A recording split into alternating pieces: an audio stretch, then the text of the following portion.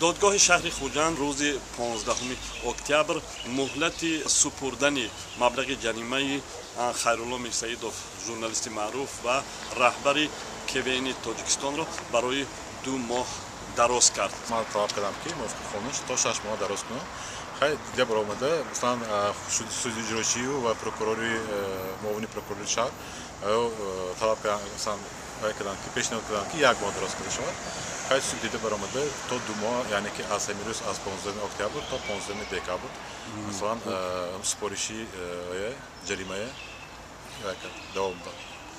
خیرالله میرسیدوف و وکیل دفاعش این درخواست را تخمینا 10 روز پیش از دادگاه شهر خوجند به دادگاه شهر خوجند این درخواست را ارائه کرده بودند. بررسی این مسئله در اتاق کاری دادرس شهر خوجند به اشتراک روزنامه‌نگاران و یا وکیل دفاعی خیرالله پس درهای بسته برگزار گردید. گفتم که من از جای کار ندارم، منزل زیستی یعنی خودم نیست که من مثلا و فروش من خانه پدر زندگی میکنم.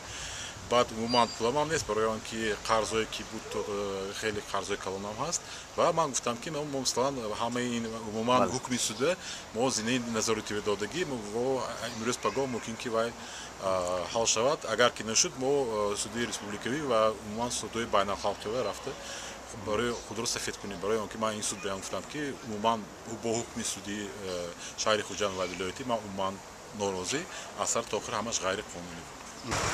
خیرالله میرسیدوف ژورنالیست شناخته و رهبر KVN تاجیکستان ماه دکبر سال 2017 سال گذشته از جانب مقامات دادستانی سوخت بازداشت گردید و ضمن تفتیش اولیه علیه وی اتهام اسراف یا ارزان کنی مبلغ‌ها، ساختکاری حجت‌ها و پنهان کردن خبرهای بر دروغ پیشنهاد کردند.